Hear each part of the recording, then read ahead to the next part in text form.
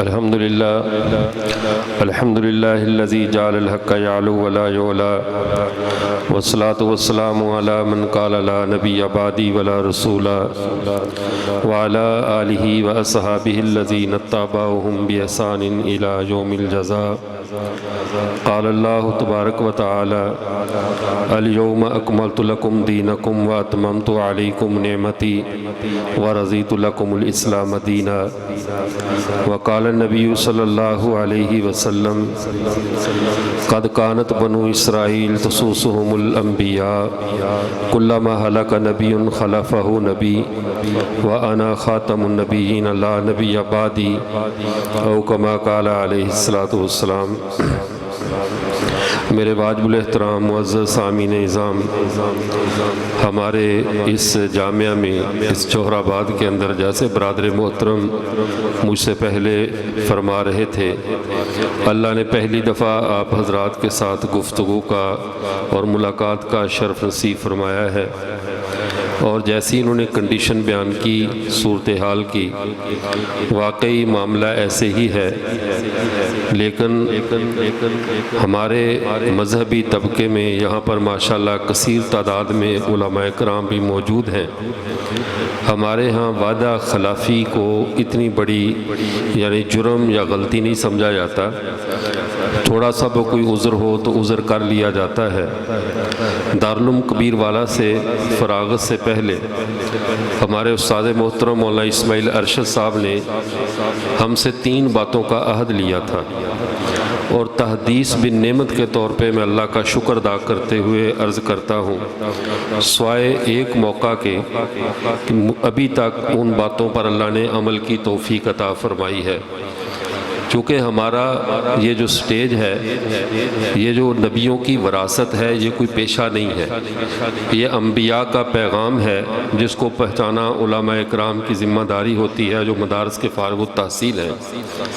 ہمارے اساتذہ نے ہم سے یہ عہد لیا تھا، ایک تو زندگی میں کبھی وعدہ خلافی نہیں کرنی، جس کو وقت دیا ہے چاہے اگر رستے میں جان بھی نکلتی ہو تو تمہاری لاش وہاں پہنچ جائے، لیکن وعدہ خلافی کبھی نہیں کرنی. اور دوسرا فرمایا تھا کہ ہمارے معاشرے میں ہمارے بہت سارے مذہبی رنگ میں لوگ ایسے ہوتے ہیں جو بزنس کے طور پہ دین کی دعوت اور یہ کام کرتے ہیں. آپ نے کسی بھی جگہ سے 1 روپے کا زندگی میں کبھی مطالبہ نہیں کرنا. اور تیسرا فرمایا کہ کوئی کھانے کا اور اس چیز کا کوئی خاص کبھی بھی اہتمام نہیں کروانا، بس آپ نے دائی بن کر ساری زندگی رہنا ہے. تو ابھی تمام زندگی کے اندر الحمدللہ 2006 سے اسی دعوت و تبلیغ، اسی ختم نبوت کے احوال سے وابستہ ہیں. اسی جو والد صاحب کے جنازے کے حوالے سے بتایا، 12 تاریخ کو میرا گجرات میں بیان تھا، تو ان ساتھیوں نے خود فون کر کے منع کر دیا کہ آپ تشریف نہ لائیں، ہماری طرف سے اجازت ہے، ورنہ میں والد صاحب کا جنازہ پڑھتے ہی فوراً وہاں بھی چلا جاتا. اور یہ صورتحال ہے کہ الحمدللہ اللہ تعالیٰ نے اپنے اساتذہ کی بات کی لاج رکھنے کی توفیق عطا فرمائی ہے. اللہ آئندہ بھی توفیق عطا فرمائے. اور پھر ایک مسئلہ وہ بھی ہوا کہ ابھی ہمارے عارف والا ہی کے ہمارے دوست ہیں مولانا شاہد عمران عارفی صاحب دعوت برکاتہم العالیہ، جن کی محبت میں آپ حضرات تشریف فرما ہے. ان کا چونکہ عمرے پہ گئے، واپس آئے تو ان کی طبیعت اتنی خراب ہوئی کہ ان سے میں نے درخواست کی کہ جیسے کیسے بھی ہے پہنچیں، لیکن ان کی یہ طبیعت کا ایسا عذر بنا کہ وہ باوجود کوشش کے آج حاضر نہیں ہو سکے. مولانا غلام جعفر صاحب نے چونکہ میرے کلاس فیلو بھی ہیں، میرے ذمہ لگایا ہوا تھا، لیکن ان کی بیماری اور سفر کے عذر کی وجہ سے جو عمرے سے بھی واپس آئے تھے، ان کا یعنی غیر حاضری ہے. اس میں آپ ان کے عذر کو قبول فرمائیں. ہماری آج کی یہ جو کانفرنس ہے، آج کی یہ جو میٹنگ ہے، یہ 2 عنوانات ہیں. ایک عنوان ہے عظمت قرآن کے حوالے سے، ایک عنوان ہے عقیدہ ختم نبوت کے حوالے سے. عقیدہ ختم نبوت میں قرآن کہاں پر آتا ہے، اس کی کیا اہمیت ہے، جب وہ موقع آئے گا میں اس پہ گفتگو کروں گا. ابھی میں آپ کے سامنے صرف عقیدہ ختم نبوت نے اس امت کو کیا دیا ہے، عقیدہ ختم نبوت کی اختیار کرنے کا ہمیں فائدہ کیا ہوا ہے، اس حوالے سے چند معروضات پیش کرتا ہوں. ہمارے اور باقی امتوں میں جتنی بھی امتیں پہلے آ چکی ہیں، حضرت آدم سے لے کر حضرت خاتم صلی اللہ علیہ وسلم تک، ان میں اور ہم میں جو بنیادی امتیاز ہے جو چیز ہم کو ان امتوں سے جدا کرتی ہے، ہمیں جداگانہ تشخص فراہم کرتی ہے، وہ کون سا عقیدہ ہے؟ اگر کہا جائے کہ عقیدہ توحید ہے جو کہ ہماری الگ سے پہچان ہے تو یہ بات غلط ہے۔ عقیدہ توحید یہ امت محمدیہ کی پہچان نہیں ہے۔ عقیدہ رسالت بھی ہماری پہچان نہیں ہے۔ عقیدہ آخرت بھی یہ ہماری پہچان خاص نہیں ہے، بلکہ یہ وہ عقائد ہیں جو اللہ نے حضرت آدم سے حضرت محمد عربی صلی اللہ علیہ وسلم تک تمام امتوں کو مشترکہ عقائد دیے۔ تمام امتوں کو توحید کا حکم تھا، شرک سے ممانعت تھی، رسولوں پر ایمان لانے کا حکم تھا، انکار کی ممانعت تھی، آخرت پر ایمان لانے کا حکم تھا، آخرت کے انکار کی ممانعت تھی۔ یہ تمام امتوں اور تمام ملتوں کے مشترکہ عقائد ہیں، لیکن ایک عقیدہ ایسا ہے جو ہمیں ساری ملتوں سے ممتاز کرتا ہے، ہمیں ساری ملتوں سے جدا کرتا ہے، ہمیں پوری کائنات میں الگ تشخص اور الگ پہچان عطا فرماتا ہے۔ وہ عقیدہ ختم نبوت ہے کہ باقی ساری امتیں اجرائے نبوت والی امتیں تھیں، باقی ساری امتیں سابقہ نبی اور آنے والے نبی پر ایمان لانے والی امتیں تھیں، نئے نبیوں کو تلاش کرنے والی امتیں تھیں، نئے نبیوں کی آواز پر لبیک کہنے والی امتیں تھیں، نئے نبی کو چیک کرنے والی امتیں تھیں، سابقہ نبی کی بتائی ہوئی علامات کی روشنی میں نئے نبیوں کو پرکھنے والی امتیں تھیں۔ لیکن محمد عربی صلی اللہ علیہ وسلم کی امت یعنی میں اور آپ، ہمیں یہ شرف حاصل ہے، ہم نہ تو کسی نئے پر ایمان لانے والے ہیں، نہ کسی نئے کو پرکھنے والے ہیں، نہ کسی نئے کی طرف آنکھ اٹھا کر دیکھنے والے ہیں۔ ہمیں اللہ تعالیٰ نے محمد عربی صلی اللہ علیہ وسلم کی شکل میں ایسا چہرہ مہتاب دکھا دیا ہے، ایسی کائنات کی ہستی ہمیں دکھا دی ہے، ان کے بعد کسی کی طرف دیکھنے سے ہماری آنکھیں اندھی ہیں، ان کے بعد کسی کی بطور نبوت آواز سننے سے ہمارے کان بہرے ہیں، ان کے بعد کسی کی طرف ایک قدم چل کر جانے سے ہمارے پاؤں لنگڑے ہیں، ہم کسی طرف قدم نہیں بڑھاتے۔ ہمارا جینا اور مرنا محمد عربی صلی اللہ علیہ وسلم کی ختم نبوت کے ساتھ جڑا ہوا ہے کہ باقی امتیں مسافر امتیں تھیں، وہ ایک نبی سے دوسرے نبی کی طرف سفر کرتی رہتی تھیں، ایک نبی کی ملت سے نکل کر دوسرے نبی کی ملت میں چلی جایا کرتی تھیں۔ لیکن ہم وہ خوش قسمت ہیں جنہوں نے جب محمد عربی صلی اللہ علیہ وسلم کا دامن تھام لیا، اب قیامت آتی ہے تو آ جائے، اب آسمان سر پہ رہتا ہے رہے، نہیں رہتا ہے ٹوٹ کر ہواؤں میں بکھر جائے، چاہے وہ جمے ہوئے پہاڑ روئی کے گالوں کی طرح اڑتے پھرے، سورج بے نور ہو جائے، چاند بے آسرا ہو جائے، ستارے ٹوٹ کر زمین پر کیوں نہ گر پڑے، لیکن دنیا کا ہر رشتہ ٹوٹ سکتا ہے، دنیا کی ہر نسبت تبدیل ہو سکتی ہے، لیکن اس امت کا نہ تو اپنے نبی سے رشتہ ٹوٹ سکتا ہے، نہ اپنے نبی سے نسبت تبدیل ہو سکتی ہے، کہ یہ واحد امت ہے جس کو ایسے نبی کے حوالے کیا گیا جس کے بعد کوئی نبی نہیں۔ اور خود رسول اللہ صلی اللہ علیہ وسلم نے ارشاد فرمایا، قد کانت بنو اسرائیل تسوسہم الانبیاء، پہلے جو نبی ہوا کرتے تھے، بنو اسرائیل ہوا کرتے تھے، ان کی امامت، ان کی سیاست، ان کی قیادت ان کے انبیاء کیا کرتے تھے۔ کلما ہلک نبی خلفہ نبی، ایک نبی کے جانے کے بعد دوسرا نبی آ کر قوم کو سنبھال لیا کرتا تھا۔ فرمایا انا خاتم النبیین لا نبی بعدی، لیکن سن لو میرے بعد کوئی نبی نہیں ہے، میں اللہ کے سارے نبیوں میں آخری نبی ہوں، میرے بعد سلسلہ نبوت اپنے کمال کو پہنچ چکا، اب میرے بعد کوئی نیا نبی آنے والا نہیں ہے۔ اب ہمارے ذہنوں میں ایک سوال اٹھتا ہے کہ اللہ کے رسول ہمیں اتنا تو بتلایا جائے، سابقہ امتیں تو پھر خوش قسمت نہ ٹھہری، سابقہ امتوں کا معیار تو اچھا نہ ٹھہرا کہ ان کو تو سنبھالنے کے لیے نبی آیا کرتے تھے، ان کو تو سنبھالنے کے لیے ایک بعد ایک نبی آ جایا کرتا تھا، آخر ہم سے کیا غلطی ہوئی یا ہم سے اتنی بھاری قیمت عقیدہ ختم نبوت کی کیوں وصول کی جا رہی ہے کہ ہمیں سنبھالنے کے لیے کوئی نبی نیا نہیں آ رہا، بلکہ اگر دجال کو قتل بھی کرنا ہے تو ایک سابقہ نبی کو بھیجا جا رہا ہے، کسی نئے کے سر پہ تاج نبوت نہیں رکھا جا رہا۔ ہم نے جب 1,24,000 سابقہ نبیوں کو مان لیا تو محمد عربی کے بعد بھی اگر کوئی 2-4 ہزار اور ماننے پڑ جاتے تو ہمارا کچھ نقصان تو نہیں تھا، لیکن ہمارے لیے نبوت کو کیوں روک دیا گیا، ہمارے لیے اس معاملے کو کیوں ختم کر دیا گیا کہ اب کوئی نیا نیا نبی نہیں آئے گا. محمد عربی اللہ کی طرف جانے والی سب راہوں میں آخری راہ ہے, اللہ کے نوروں میں آخری نور ہے, اللہ کے پیغامبروں میں آخری پیغامبر ہے, اللہ کے سارے فرستادوں میں آخری فرستادے ہیں, وہ محمد عربی صلی اللہ علیہ وسلم ہے. تو اللہ کے رسول ہم پہ یہ بات واضح فرما دیجئے, یہ اعزاز جو ہمیں دیا جا رہا ہے عقیدہ ختم نبوت کا, لیکن اگر ہم اس کو دوسری امتوں کے ساتھ تقابل کر کے دیکھتے ہیں, دوسری امتوں کے ساتھ ہم اس کا وزن کرتے ہیں, تو ہمیں یوں محسوس ہوتا ہے کہ شاید ہم خسارے میں رہے ہیں کہ سابقہ امتیں تو کوئی 50 سال بعد, کوئی 100 سال بعد, کوئی ایک ہی وقت میں 20 نبیوں کی زیارت کر رہی ہیں. ادھر موسیٰ بھی ہے تو ساتھ ہارون بھی ہے, ابراہیم ہے تو ساتھ حضرت لوط بھی ہے, ساتھ نبی بھی چل رہے ہیں. ایک ایک دور میں ہزار نبی چل رہا ہے, لیکن یہ امت کیسی امت ہے جس کے پاس ایک نبی آتا ہے حضرت محمد عربی صلی اللہ علیہ وسلم, اس کے بعد وہ اعلان کر دیتا ہے اب کوئی اور نبی آنے والا نہیں ہے, اب میں اللہ کا آخری پیغام ہوں, اللہ کا آخری اعلان ہوں, خدا کے ساتھ تم سے آخری بار ہم کلام ہوں, اب اللہ تم سے ہم کلام نہیں ہوگا, میں آخری ہوں. کہیں یہ ہمارا نقصان تو نہیں, ہمیں کون سنبھالے گا؟ فَسَيَقُولُ الْخُلَفَاءُ فَيَقْصُرُونَ, میرے بعد میرے خلفاء ہوں گے, وہ بہت زیادہ ہوں گے. فَمَاذَا تَأْمُرُونَ فِيهَا يَا رسول اللہ, یہ اللہ کے رسول جب آپ کے خلفاء ہوں گے ہمارے لیے کیا حکم ہے, کیا ہم ان کے معاملے میں کیسا معاملہ کریں؟ فرمایا فُو بِبَيْعَةِ الْأَوَّلِ ثُمَّ الْأَوَّلِ, تم میرے پہلے خلیفہ کی پوری پیروی کرنا, پوری اتباع کرنا. ثُمَّ الْأَوَّلِ, جب وہ نہ رہے پھر جو امت میں اول رہ جائے, یعنی جو عمر ہے یہ ایسا شخص ہے جس کے لیے ثانی کا لفظ بھی مناسب نہیں تھا. فرمایا فُو بِبَيْعَةِ الْأَوَّلِ ثُمَّ الْأَوَّلِ, پہلے اول کے جانے کے بعد جو امت میں اول رہ جائے تم نے اس کی پیروی کرنی ہے. لیکن اللہ کے رسول ہمارا سوال تو وہی کا وہی کھڑا ہے کہ سابقہ امتوں کو نبی ملتے رہے, سابقہ امتوں کو نبوتیں سنبھالتی رہی, ختم نبوت کی وجہ سے ہمیں اب کوئی نیا نبی نہیں ملے گا.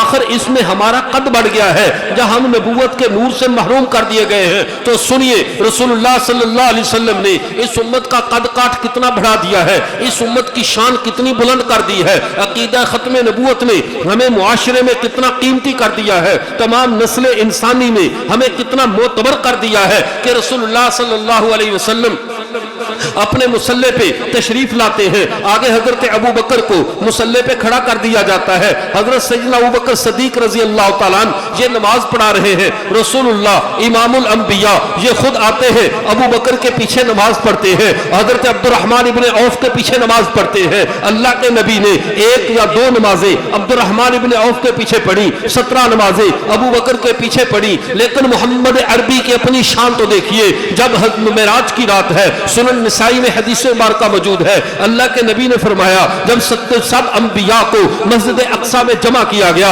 اس وقت حضرت نبی کریم صلی اللہ علیہ وسلم جب وہاں پہ تشریف لے کر گئے, حضرت جبرائیل نے کہا اے محمد آگے ہو جائیے, ان کو نماز پڑھائیے. پچھلی ساری امتوں کے نبیوں کو محمد عربی نے خود نماز پڑھائی ہے. محمد عربی امام الانبیاء ہے. جب محمد عربی امام الانبیاء ٹھہرے, محمد عربی سارے نبیوں کے سردار ٹھہرے, تو اب اتنے بڑے منصب پہ کہ ان سے اونچا کسی کا منصب نہ رہے. لیکن اسی نبی نے اپنی امت کی روحانی پرواز اتنی بلند کر دی, اپنی امت کا قد کاٹ اتنا بلند کر دیا کہ وہ نبی جس کے پیچھے 1,24,000 نبی 313 رسول کھڑے ہیں, وہ خود ابو بکر کے پیچھے کھڑا ہو کر بتا رہا ہے کہ سن لو میرے تیار کردہ اب لوگوں کا یہ مقام ہے کہ جس کے پیچھے امام الانبیاء کھڑا ہو جائے, اس امت کے آگے اب کوئی بھی کھڑا نہیں ہو سکتا.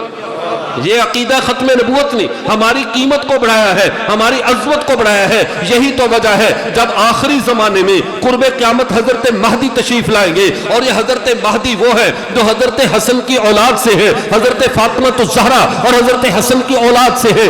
ان کو اللہ تعالیٰ پوری دنیا کی حکومت دیں گے. حکومت کیوں دی جائے گی؟ یہ بھی اللہ کا ایک پیار ہے, اللہ کا ایک راز ہے کہ حضرت مہدی کے دادا حضرت حسن نے امت میں صلح پیدا کرنے کے لیے اپنی 64,44,00,000 مربع میل کی ساری سلطنت اپنے چچا حضرت معاویہ کو ہدیہ کر دی تھی. اللہ اس کائنات کے نظام کو کلوز کرنے سے پہلے خاندان اہل بیت کا وہ قرض اتار دیں گے کہ اسی حضرت حسن کی اولاد میں جن کے دادا نے حضرت معاویہ پہ احسان کیا تھا, معاویہ کے احسان کا بدلہ یوں ادا کریں گے اللہ تعالیٰ کہ حضرت مہدی کو پوری روئے زمین کا حکمران بنا دیا جائے, پوری روئے زمین کا معاویہ حضرت مہدی حکمران بن کر آئیں گے. اس وقت حضرت عیسیٰ آسمانوں سے اترے گے. نبی کے ہوتے ہوئے غیر نبی آگے نہیں آ سکتا, نبی کے ہوتے ہوئے غیر نبی کو آگے ہونے کا حق نہیں. یہی وجہ ہے حضرت مہدی کہیں گے اے عیسیٰ آپ آگے ہو جائیے, نماز پڑھائیے. حضرت عیسیٰ انکار کر دیں گے, جو کہیں گے نہیں آپ ہی آگے ہو, آپ ہی نماز پڑھائیں. کیوں؟ تقریباً لہذه الامہ, اس امت کا اکرام اور عزت یہ ہے کہ اس امت کے آگے اب پچھلا کوئی نبی بھی کھڑا نہیں ہو سکتا. پچھلی امتوں کا نبی اس امت کے آگے کھڑا نہیں ہو سکتا. ختم نبوت نے آ کر قانون بدل دیا ہے, ختم نبوت نے آ کر نظام کائنات کو تبدیل کر دیا ہے. پہلی امتوں میں نبی ہونا کمال تھا, محمد عربی کے آ جانے کے بعد اب امتی ہونا کمال ہے, اب نبی ہونا کمال نہیں رہا. کیوں؟ یہی تو وجہ ہے. حضرت الیاس, حضرت عیسیٰ, حضرت خضر, ان سارے حضرات نے اللہ کی بارگاہ میں یہ دعا کی تھی. ایک روایت میں ہے حضرت موسیٰ نے بھی اللہ کی بارگاہ میں دعا کی, اے اللہ یہ امت مجھے دے دے. اللہ کے نبی نے, اللہ تعالیٰ نے کہا تھا اے موسیٰ یہ امت تجھے نہیں دوں گا. پھر انہوں نے یہ دعا کی جب اس امت کا ختم نبوت کی وجہ سے قد اتنا اونچا ہو گیا ہے کہ اللہ مجھے ہی ان کا امتی بنا دے, چونکہ اب محمد صلی اللہ علیہ وسلم کے آنے کے بعد اب نبی ہونا کمال نہیں ہے, اب امتی ہونا کمال ہے. اب امتی ہونے کا شرف ملے گا, اب امتی ہونے کا اعزاز ہے. اب آپ حیران ہوں گے, عقیدہ ختم نبوت نے ہمیں اتنا بادشاہ بنا دیا ہے, اتنا ہمیں شہنشاہ کائنات میں بنا دیا. ہم عقیدہ ختم نبوت پہ کام کرنے والے, جیسے جب وہ ساتھی ابھی عرض کر رہے تھے کہ والد صاحب کا جنازہ گھر میں پڑا, میں تقریر کر رہا, بعد میں کسی نے کہا کیا یہ والد کے حقوق نہیں تھے کہ آپ اپنے باپ کے آ کر تجہیز و تکفین کا انتظام کرتے, آپ جنازے میں کیوں مشغول رہے؟ میں نے کہا یہ تو جسمانی باپ کی موت تھی, روحانی باپ کا مشن تھا. جسمانی باپ کے مر جانے پر روحانی باپ کی ڈیوٹی چھوڑی تو نہیں جاتی, روحانی باپ کی نوکری کو تو نہیں چھوڑا جاتا. باپ کیا کروڑوں رشتے بھی رسول اللہ کے جوتوں پہ قربان, لیکن رسول اللہ کی نوکری کسی کے لیے قربان نہیں کی جا سکتی. یہ نشہ ایسا ہے, یہ نشہ ہمیں لگا کیوں؟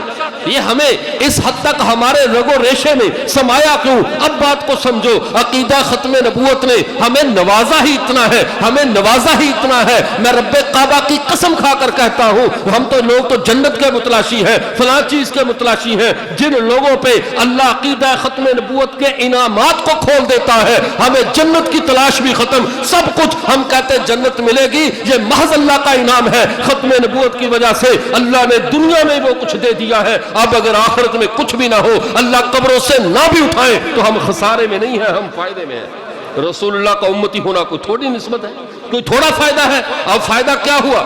اب اس فائدے کو سمجھیے. رسول اللہ صلی اللہ علیہ وسلم کے امتی ہونے میں ہمیں کیا کیا فائدے ملے, کیا کیا ہمیں ثمرات ملے, اللہ نے ہمیں کن کن انعامات سے نوازا ہے. اب ان میں چند انعامات کا تذکرہ کرتا ہوں, لیکن یہ الگ بات ہے. ان تقریباً 50 کے قریب عقیدہ ختم نبوت کے عنوانات پہ میں کتاب لکھ رہا ہوں, ان کی فہرست بنا دی, عنوانات پہ لکھ رہا ہوں. میں چند باتیں عرض کرتا ہوں, ہمیں سمجھ آ جائے عقیدہ ختم نبوت اللہ کی کتنی بڑی نعمت ہے. اللہ نے اس امت میں پیدا کر کے ہمارے اوپر کتنا بڑا احسان کیا ہے. اب پہلا احسان یہ ہے, ہمیں رسول اللہ صلی اللہ علیہ وسلم سے, ہر نبی اپنی امت کے لیے روحانی باپ ہوتا ہے, ہر نبی اپنی امت کا روحانی باپ اور امت روحانی اولاد ہوا کرتی ہے. لیکن کسی کے ساتھ اس طرح اعزاز کے ساتھ امت کو بطور اولاد کے نہیں جوڑا گیا جیسے ہمیں جوڑا گیا ہے. ما کان محمد ابا احد من رجالکم, محمد جسمانی نسب میں تم میں کسی مرد کے باپ نہیں ہے, ولکن رسول اللہ, لیکن وہ اللہ کے رسول ہے. اب جسمانی نسب کی اللہ نے نفی کر دی, محمد کا کوئی جسمانی بیٹا نہیں, لیکن وہ اللہ کے رسول ہے. رسول ہونے کا کیا مطلب ہے؟ جو بھی محمد کا ہے وہ محمد کا بیٹا ہی تو ہے, جو بھی محمد کا ہے محمد اس کے روحانی باپ ہے. ولکن رسول اللہ, وہ اللہ کے رسول ہے. یہ نسبت کب تک چلے گا؟ محمد کی اولاد کب تک چلے گی؟ اللہ نے پھر یہ بھی کہہ دیا, سنو دنیا کے اختتام تک, وخاتم النبیین, جب وہ نبیوں کے آخری ہیں, اب کوئی اور آنے والا نہیں ہے. جب کوئی اور آنے والا نہیں ہے تو سن لو, قیامت تک جتنے بھی مسلمان اہل ایمان آئیں گے وہ سارے محمد صلی اللہ علیہ وسلم کی اولاد ہیں, محمد ان کے روحانی باپ ہے. یہ پہلی امت ہے جسے فخر حاصل ہے کہ ہم 1400 سال بعد بھی اپنے آقا کی روحانی اولاد ہیں, ہم اپنے آقا صلی اللہ علیہ وسلم کی روحانی اولاد ہیں. یہ شرف ہمیں عقیدہ ختم نبوت سے ملا. اب اگلی بات کو سمجھیے کہ جب ہم گھروں میں شادیاں کرتے ہیں بچوں کی, ہمارے لیے شرعی حکم کیا ہے؟ نیک صاحب علم فراست والی بیٹیاں اپنے گھروں میں بہو بنا کر لاؤ، اس لیے کہ دو باتیں ذہن میں رکھو، اولاد کو دو چیزیں دو رشتوں سے ملتی ہیں، مال ہمیشہ ددیال سے ملتا ہے، باپ دادا کی طرف سے آنے والا مال یہ نسب میں ملا کرتا ہے، وراثت میں ملا کرتا ہے، اور علم ہمیشہ ننہال کی طرف سے ملا کرتا ہے۔ آپ نے بیسیوں علماء کو دیکھا ہوگا، وہ کہتے ہیں میرے نانا جی عالم تھے، دادا جی کا نام کم آتا ہے، اس کی وجہ کیا ہے کہ رسول اللہ صلی اللہ علیہ وسلم کا علم حضرت سیدہ فاطمہ کی نسبت سے، ان کی اولاد کی نسبت سے پوری امت کو ملا ہے۔ تو اللہ کی سنت یہ ہے کہ مال ہمیشہ باپ کی طرف سے ملتا ہے، علم ہمیشہ ماں اور ننہال کی طرف سے ملتا ہے۔ جب علم اس طرف سے ملتا ہے، ننہال کی طرف سے ملتا ہے، ہم نے پوچھا اے اللہ کے رسول، اب جب آپ ہمارے روحانی باپ ہیں اور آپ ہی نے امت کو حکم دیا ہے اپنے بیویاں اچھی ڈھونڈو تاکہ بچے تمہارے شرمندہ نہ ہو بعد میں کہ ہماری مائیں کیسی تھیں، بیویاں اچھی بناؤ، نیک صالح بناؤ، ہماری ہم امت ہے، ہم آپ کی روحانی اولاد ہے، اے اللہ کے رسول ذرا ہماری ماؤں کا تعارف کیا ہے، ہماری ماؤں کا تعارف بھی ہو جائے تاکہ ہمارا سر فخر سے بلند ہو جائے کہ ہماری مائیں بھی اس معیار کی ہے کہ ہم سر جھکاتے نہیں، سر اٹھاتے ہیں، ہم ان کے ماں ہونے پہ شرمندہ نہیں، قابل فخر ہے۔ تو سنو، سابقہ امتوں کے نبی حضرت عیسیٰ نبینا علیہ السلام کی ماں کو اللہ کا قرآن کہتا ہے وَأُمُّهُ صدیقہ، عیسیٰ کی ماں صدیقہ ہے، لیکن سنو وہ تو نبی کی ماں ہے۔ محمد عربی کی امت کا لیول دیکھو، اللہ نے پوری امت کو ماں عائشہ صدیقہ دی، پھر اس کی تطہیر میں قرآن کی 10 آیتیں نازل کر کے بتا دیا میرے محمد کی اولاد کبھی پریشان مت ہونا، اگر پچھلے نبی کی ماں صدیقہ ہے تو تمہاری ماں بھی صدیقہ ہے، تمہاری ماں بھی صدیقہ ہے، وہ عائشہ صدیقہ ہے۔ اے اللہ کے رسول، جو حفصہ ہے، جو بقیہ حضرت دیگر ہمارے نبی کی بیویاں ہیں، ہماری مائیں ہیں، فرمایا ان کے بارے میں بھی غمزدہ مت ہو۔ میں نے ان کے بارے میں انما یرید اللہ لیذھب عنکم الرجس اہل البیت ویطہرکم تطہیرا، میں نے ان کے ہاتھوں میں بھی، ان کے سروں پہ بھی تطہیر کے دوپٹے ڈال دیے ہیں۔ وہ پیغمبر کی بیویاں بھی باقی بھی طاہر ہیں، ماں عائشہ بھی ہے، بقیہ مائیں بھی طاہر ہیں۔ اپنی ماؤں کے بارے میں غمزدہ مت ہونا، تمہارا نبی اگر امام الانبیاء ہے تو تمہاری مائیں بھی صدیقہ کائنات ہے۔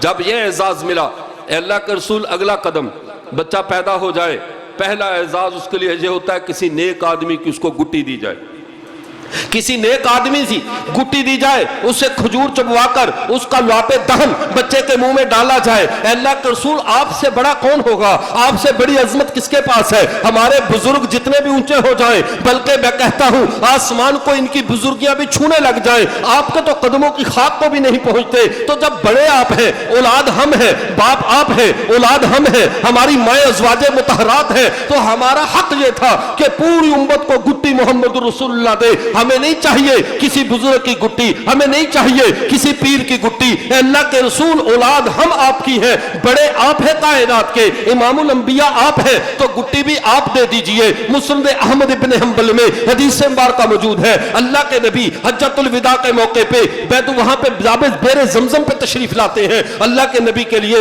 ڈول کھینچا جاتا ہے، اللہ کے نبی نے پانی پیا، وضو کیا، پھر اسی ڈول میں اپنی مبارک کلی کر دی، پیغمبر کا لعاب دہن ڈول میں مل گیا۔ اب سارے صحابہ بے چین ہیں، کاش آج اللہ کے رسول اپنا یہ جھوٹا پانی مجھے دے دے، ہر ایک بے چین ہے۔ آپ بتاؤ رسول اللہ کے ہاتھ میں جام ہو تو کون پیاسا نہیں ہوگا؟ کس کی جو ہے پیاس اسے بے چین نہیں کرے گی کہ آج اللہ کے نبی یہ جام مجھے پلا دے؟ لیکن قربان جاؤں میرے اور آپ کے حقہ پہ جنہوں نے ہر حال میں ہمیں یاد رکھا۔ ہم پیدا نہیں ہوئے، ہم 1400 سال بعد میں آئے ہیں، لیکن میرے پیغمبر نے وہ زمزم کا اپنا جھوٹا پانی، اپنا لعاب دہن کسی صحابی کو نہیں دیا، دوبارہ زمزم کے کنویں میں انڈیل دیا تاکہ قیامت کی صبح تک جو زمزم پیے محمد کی گٹی اس کے پیٹ میں چلی جائے، محمد صلی اللہ علیہ وسلم کی گٹی اس کے پیٹ میں چلی جائے۔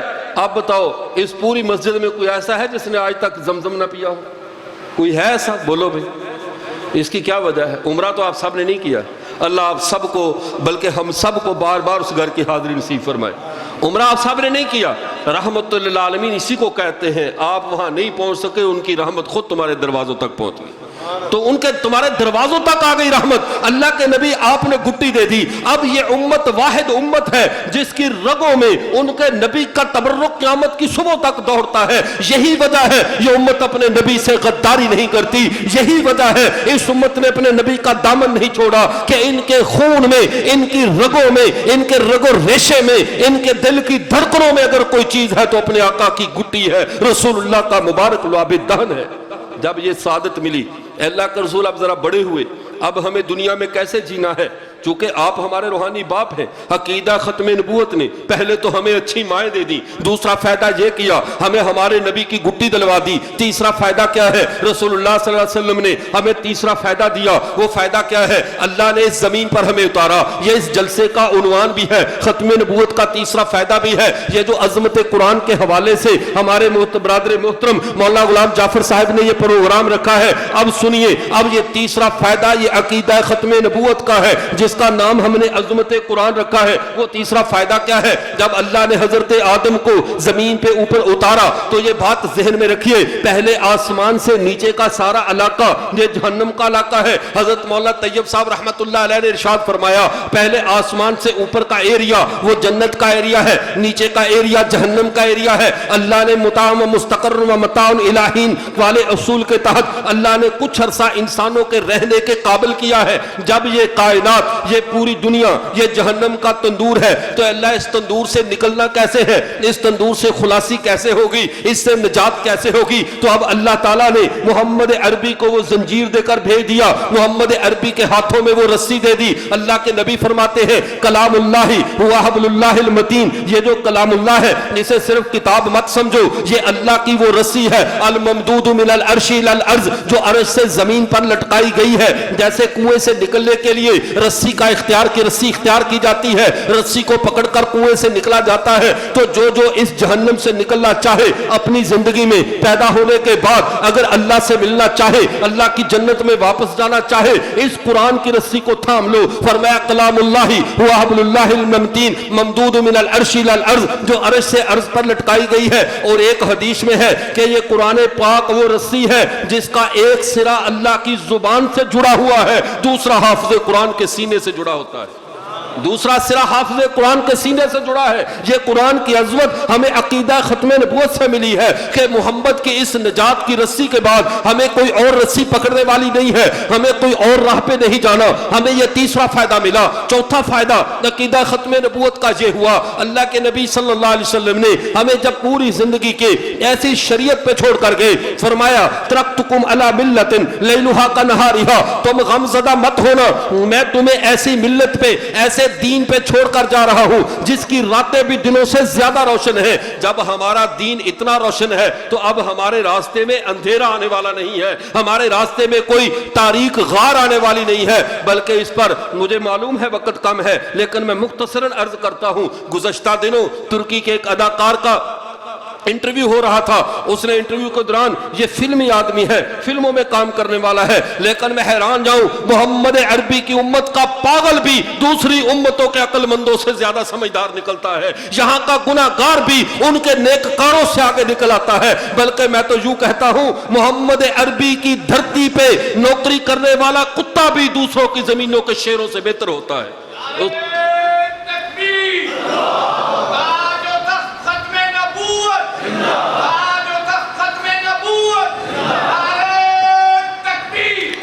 تو اس بچے سے سوال کیا, اینکر اس سے سوال کرتا ہے, کہتا ہے بتلاؤ, اینکروں کو تو سوال گھڑنا ہوتا ہے, وہ سوال کی سنگینی کو نہیں جانتے کہ میرے اس سوال کا سامنے والے کے دل پہ کیا اثر پڑے گا, وہ کس ایمان اور عقیدے کو رکھتا ہے. اینکر نے سوال کرتے ہوئے کہا بیٹا تم نے فلموں میں عثمان کورلش کی بیٹا بچپن کی تم نے ایکٹنگ کی ہے, تم ایک اداکار ہو, اتنا بتاؤ اگر آج تمہیں اچانک رسول اللہ کے سامنے پیش کر دیا جائے یا رسول اللہ اچانک سامنے آ جائیں تو آپ اللہ کے رسول سے کیا سوال کرو گے, آپ اللہ کے رسول سے کون سا مسئلہ پوچھو گے؟ اتنی بات سنی وہ بچہ رونے لگ گیا. اس نے کہا میری اتنی حیثیت ہے کہ میں رسول اللہ کا سامنا کروں, میری اتنی اوقات ہے کہ میں کہوں مجھے رسول اللہ کے سامنے پیش کیا جائے؟ پہلی تو بات ہی غلط ہے, میں اپنے آپ کو اس قابل نہیں سمجھتا اپنے نبی کے سامنے جاؤں. یہ شرمندگی ہے مومن کی، اور یہی شرمندگی ہے جو آگے نجات کا ذریعہ بنتی ہے۔ اس نے کہا چلو بالفرض کہہ رہے اگر ایسا ہو تو کیا سوال کرے گا؟ اس نے کہا میں کوئی سوال نہیں کروں۔ کیوں سوال نہیں کرو گے؟ کہنے لگا اگر میں نے اللہ کے نبی سے کوئی بھی سوال پوچھا تو میرے نبی نے آگے سے اتنا کہہ دیا بیٹا میرے دین میں کوئی نقص ہے، کوئی بات میں ادھوری چھوڑ گیا ہوں جو تجھے آج پوچھنے کی ضرورت پیش آئی ہے؟ بیٹا میرا دین کامل ہے، تو نے میرے کامل دین کو پڑھا کیوں نہیں؟ اس لیے کہنے لگا میرے نبی کے دین میں کوئی ایسی بات نہیں باقی رہی جو اب مجھے پوچھنے کے لیے نبی کی ضرورت ہو۔ کیسا ایمان ہے؟ ایک فنکار کا فلموں میں کام کرنے والے کو اتنا پتا ہے کہ محمد عربی کا دین کامل ہے، اس کے بعد کسی طرف آنکھ اٹھا کر نہیں دیکھنا۔ اس لیے میں کہتا ہوں رسول اللہ کا رخ انور دیکھنے کے بعد ہم اندھے ہیں، ہم کچھ نہیں دیکھنا چاہتے، ان کی بات سننے کے بعد ہم بہرے ہیں، کوئی کلام نہیں سننا چاہتے۔ ہمارے لیے ہمارے نبی کا چہرہ اور نبی کا کلام کافی ہے، کافی اور شافی ہے۔ اب ہم نے اللہ کے رسول سے پوچھا اے اللہ کے رسول اس دنیا میں ہم جیے قرآن کو تھام کر جیے، اب ہم مرے تو مرنے کے بعد کون سنبھالے گا؟ میں قربان جاؤں آقا کی شفقت پہ، آقا کی محبت پہ۔ دنیا انشورنس کرتی ہے، بیمہ پالیسی کرتی ہے، اتنے سالوں میں یہ نفع ملے گا، قربان جاؤں عقیدہ ختم نبوت نے پوری امت مسلمہ کی کیسی انشورنس کر دی ہے، کیسی بیمہ پالیسی کر دی ہے کہ رسول اللہ صلی اللہ علیہ وسلم جب انسان، ہمارے استاد محترم مولانا حجاز صاحب حافظہ اللہ تشریف لا چکے ہیں، بس میں بات کو مختصر کر رہا ہوں۔ اب رسول اللہ صلی اللہ علیہ وسلم جب ہم قبر میں جائیں گے، ہم سے پہلے جب سوال و جواب ہوگا تو سب سے پہلے اس عقیدے کی برکت سے ہمیں جس ہستی کی زیارت کروائی جائے گی، جب کہا جائے گا من نبیوں کا، تو سب سے پہلے جو ہمیں چہرہ دکھایا جائے گا وہ جناب محمد رسول اللہ صلی اللہ علیہ وسلم کا ہے۔ لیکن یہ وہی شخص چہرہ دیکھ سکے گا جو زندگی میں نیک رہا یا گناہگار رہا لیکن پیغمبر کا غدار نہیں رہا، اس نے رسول اللہ سے غداری نہیں کی ہوگی، رسول اللہ کا دامن چھوڑ کر کسی جھوٹے مدعی نبوت کی آواز پہ لبیک نہیں کہا ہوگا، کسی کذاب کے ساتھ اس نے ہاتھ نہیں ملایا ہوگا۔ یہی وہ شخص ہے جس کو رسول اللہ کا چہرہ دکھا دیا جائے گا۔ اب بتاؤ اس سے بڑی خوش قسمتی اور کیا ہے جب بندے کو قبر میں جاتے ہی رسول اللہ کا دیدار ہو جائے۔ اب رسول اللہ کا چہرہ دیکھنے کے بعد پیچھے جنت کی کوئی قیمت رہ جاتی ہے؟ باقی سارے اللہ کے فضل و احسان ہی ہیں، جو اللہ نے آگے دینا ہے اللہ کا پہلے بھی فضل تھا بعد میں بھی فضل ہے۔ لیکن مومن کے لیے نیک اعمال کے ساتھ قبر میں جا کر رسول اللہ کی زیارت کر لینا بھی اس کی 100 سالہ زندگی کی عبادات کی قیمت ادا ہو جائے گی۔ پھر ایسے ہی نہیں، رسول اللہ نے ایسے نہیں چھوڑا۔ سنن ترمذی میں حدیث مبارکہ موجود ہے، فرمایا جب تم حشر کے ہنگامے میں اٹھو گے اس وقت تو کوئی آسرا نہیں ہوگا، دائیں بائیں کوئی سہارا نہیں ہے۔ اتنا پیارا ایڈریس رسول اللہ اپنا بتا کر گئے تاکہ میرے امتی غمزدہ نہ ہوں، میرے امتی پریشان نہ ہوں۔ فرمایا انا اول من تنشق عنہ الارض، پہلا شخص میں ہوں، تم بعد میں اٹھائے جاؤ گے، پہلے تمہارا غم گسار میں اٹھایا جاؤں گا، پہلے حشر کے دن میں اٹھوں گا۔ ثم اکسی الحلۃ من حلل الجنہ، پھر مجھے جنت کی پوشاک پہنا دی جائے گی۔ پھر اگلا ایڈریس سنو، ثم اقوم عن یمین العرش، میں اللہ کے عرش کی دائیں سائڈ پہ کھڑا ہوں گا۔ اتنا پیارا پتہ، اتنا پیارا ایڈریس محمد عربی کے ماسوا کون بتا سکتا ہے؟ فرمایا ثم اقوم عن یمین العرش، میں اللہ کے عرش کی دائیں سائڈ پہ دیکھ لینا، میں تمہارا پیغمبر وہیں پہ کھڑا ہوں گا۔ لیکن ہمارے ذہن میں اگر یہ خدشہ اٹھے کہ ہو سکتا ہے ساتھ ابراہیم کھڑے ہو جائیں، ہو سکتا ہے ساتھ کوئی اور نبی کھڑا ہو جائے، رسول اللہ نے اس احتمال کو بھی ختم کر دیا۔ فرمایا لا ينبغي احد من الخلائق يقوم ذلك المقام غیری، میری جگہ پہ کھڑا ہونے کا اللہ کی مخلوق میں کسی میں دم نہیں ہوگا، وہاں پہ تمہارا غم گسار میں ہی کھڑا ہوں گا۔ پھر آگے چلیے، حشر کا دن، اے اللہ کے رسول ہم سب سے آخر میں آئے ہیں، کہیں ایسا تو نہیں ساری امتوں کا حساب پہلے شروع ہو جائے اور پھر ہماری باری آتے آتے ہمارا تو حشر سے حشر و نشر ہو جائے گا؟ فرمایا نہیں، ہم پہلے وہ لوگ ہوں گے، انا اول من یقرع باب الجنہ، جنت کا پہلا دروازہ کھٹکانے والے بھی ہم ہوں گے، پہلے شفاعت بھی میں کروں گا، میری شفاعت قبول کی جائے گی، سب سے پہلے سجدہ میں کروں گا، میرا سجدہ قبول کیا جائے گا۔ یہ ساری باتیں رسول اللہ صلی اللہ علیہ وسلم فرما رہے ہیں، کیوں؟ اس لیے کہ باقی سارے نبی اللہ کے دربار میں، ساری امتیں اللہ کے دربار میں پیش ہوں گی ریٹائرمنٹ کے بعد، ہم اور ہمارا نبی حاضر ڈیوٹی پیش ہوں گے، ہم اور ہمارے نبی حاضر ڈیوٹی پیش ہوں گے۔ موت آ کر ہماری ڈیوٹی ختم نہیں کرتی، حشر آ کر ہمارے نبی کی ڈیوٹی ختم نہیں کرے گا۔ مسند احمد ابن حنبل میں دوسری حدیث سے مبارکہ ہے کہ سارے لوگ جب سارے نبیوں کے پاس سے ہوتے ہوتے حضرت عیسیٰ کے پاس آئیں گے، عیسیٰ علیہ السلام کیا کہیں گے؟ اذهبوا الى محمد، ایسا کرو تو محمد صلی اللہ علیہ وسلم کے پاس جاؤ۔ کیوں جاؤ؟ فإنه قد حضر اليوم، آج کے دن کے حاضر ڈیوٹی نبی وہ ہے. ہم اپنا دور گزار چکے, ہمارا دور ختم ہو چکا. نبی اپنے دور میں نبی ہوتا ہے جب وہ مرکز اطاعت بھی ہوتا ہے, اور جب نبی کا دور گزر جائے نبی نبی رہتا ہے, مرکز اطاعت نہیں رہتا. رسول اللہ صلی اللہ علیہ وسلم دنیا میں تھے تب بھی نبی تھے, مرکز اطاعت تھے. روز محشر بھی رسول اللہ اپنی ڈیوٹی کے ساتھ پیش ہوں گے. فرمایا اذهبوا الى محمد فانه قد حضر الجوم, محمد صلی اللہ علیہ وسلم کی طرف جاؤ. آج کے دن کے حاضر ڈیوٹی نبی وہ ہے. وہ لوگوں کے ذہن میں پھر سوال آئے گا, آدم سے چلے ہیں عیسیٰ آپ تک, سب نبیوں نے کوئی نہ کوئی عذر کیا. کسی نے کہا میں نہیں جا سکتا, میرا یہ مسئلہ, میں نہیں جا سکتا یہ مسئلہ. کہیں محمد صلی اللہ علیہ وسلم بھی تو ایسا نہیں کہہ دیں گے. فرمایا نہیں نہیں, ان کے اللہ تعالیٰ نے اگلی پچھلی باتیں پہلے ہی ساری معاف کر رکھی ہیں, ان کے پاس کوئی ایسی بات نہیں جو عذر کرے. فَإِنَّهُ خَاتَمُ النَّبِيِّينَ, وہ نبیوں کے خاتم ہے, نبیوں کے سردار ہے, ان کے دربار میں جاؤ. اس لیے میں نے شروع میں عرض کیا تھا عقیدہ ختم نبوت نے ہماری قیمت اتنی بڑھا دی ہے, اس دنیا میں بھی آخرت میں بھی. اس دنیا میں اتنی قیمت بڑھ گئی ہے, اب اس دنیا میں نبی ہونا کمال نہیں رہا, محمد کا امتی ہونا کمال ہے, رسول اللہ کا امتی ہونا کمال ہے. یہی وجہ ہے اب یہ امت کسی نبوت کی آواز پہ لبیک نہیں کہتی, اسے قذاب اور دجال کہتی ہے. کیوں؟ ہم رسول اللہ کے بعد کسی کو دیکھتے نہیں ہیں. اللہ تعالی ہمیں تا حیات مرتے دم تک اپنے پیغمبر صلی اللہ علیہ وسلم کے دامن رحمت سے جڑا رہنے کی توفیق عطا فرمائے. وآخر دعوانا الحمدللہ رب العالمین.